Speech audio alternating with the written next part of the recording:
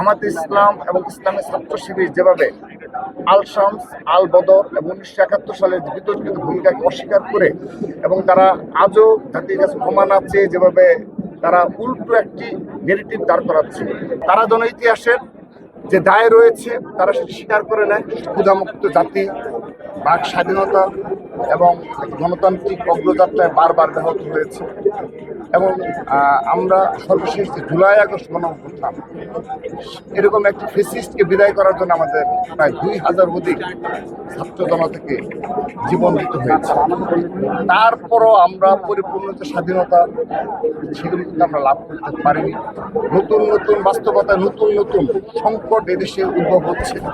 আমরা যদি মহান স্বাধীনতা জাতীয় দিবস উপলক্ষে আজ আবার নতুনভাবে শপথ নিতে পারি যে নতুন সরকারের অগ্রযাত্রায় আমরা সবাই ভেদাভেদ ভুলে গিয়ে ঐক্যবদ্ধ জাতি গঠনে আমরা শপথ নেব এবং সেখানে অবশ্যই বিরোধিতা থাকবে, কিন্তু যৌক্তিক বিরোধিতা, কিন্তু বাংলাদেশকে অস্থিতিশীল করে আমি বিরোধিতা করব এবং বাংলাদেশের স্বাধীনতা সার্বভৌমত্ব যদি বিনষ্ট হয়, গণতান্ত্রিক অগ্রযাত্রা বিনষ্ট হয়, এমন কোনো কার্যক্রমে আমরা যদি কেউ অনুসরণ না করি, আমি সেই অনুরোধ রাখছি। নায়াসিনামাইড ও স্যালিসাইলিক সমৃদ্ধ লিলি ফেস ওয়াশ যা ফেসের ডেড স্কিন সেল দূর করে দেয় দ্বিগুণ ফাস্টার ব্রাইটেনিং।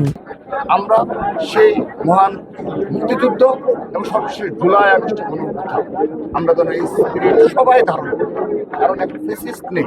আর আমরা কেন আমরা একসুরে জাতি গঠনে ঐক্যবদ্ধ হতে পারবো? অবশ্যই যৌক্তিক বিরোধিতা, এটি আজকের দিনে আমরা আশা রাখছি এবং সেই সাথে আমি বীর শহীদদের শ্রদ্ধা আবার স্মরণ করছি। তাদের আত্মত্যাগের বিনিময়ে আমরা এই বাংলাদেশ পেয়েছি এবং তাদের অবদান কখনো আমরা ভুলে যাব না। যুগে যুগে 100 বছরেও আমরা এইভাবেই তাদেরকে স্মরণ করে যাব এবং কিন্তু একটি বিষয় পরিতাপের বিষয় হলো ইতিহাস বিকৃতি। যেমন আমরা সর্বশেষ যে লক্ষ্য করছি যে আজও সম্ভবত একটি বিশেষ রাজনৈতিক দল যারা 1971 সালে যাদের বিতর্কিত ভূমিকা অবতীর্ণ হয়েছিল, তারা আজ মহান স্বাধীনতা জাতীয় দিবস উপলক্ষে এই স্মৃতিসৌধে পুষ্পস্তবক করেছে। তারা সেখানে স্লোগান দিয়েছে এবং তাদের মতের বক্তব্যে তাদের পেছনে যে বেশ কিছু রাজাকার এবং আল বদর বাহিনীর যে ভূমিকা ছিল, শামস বাহিনীর ভূমিকা ছিল, এই ইতিহাস বিকৃত হচ্ছে।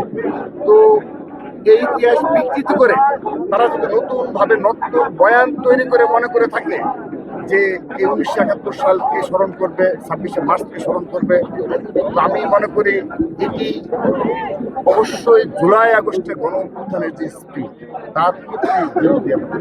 কারণ একটি সময় আসবে, আজ জামাতে ইসলাম এবং ইসলামী ছাত্র শিবির যেভাবে আল শামস আল বদর এবং 1971 সালের বিতর্কিত ভূমিকাকে অস্বীকার করে এবং তারা আজও জাতির কাছে ক্ষমা না চেয়ে যেভাবে তারা উল্টো একটি নেগেটিভ দাঁড় করাচ্ছে, হয়তো বা একটি সময় আওয়ামী লীগ ছাত্রলীগ এই জুলাই আগস্ট গণঅভ্যুত্থান নিয়ে তাদের মতো একটা নেগেটিভ ইতিমধ্যে দাঁড় করানোর চেষ্টা করছে। অর্থাৎ এইভাবেই কি যাবে আমাদের যুগের পর যুগ একটি দেশ, এভাবে তো চলতে পারে না। সেজন্য আমি তাদের প্রতি অনুরোধ রাখবো, তারা যেন ইতিহাসের যে দায় রয়েছে তারা সেটি স্বীকার করে নেয়, সত্য স্বীকার করে তারপর তারা রাজনৈতিক সমস্যা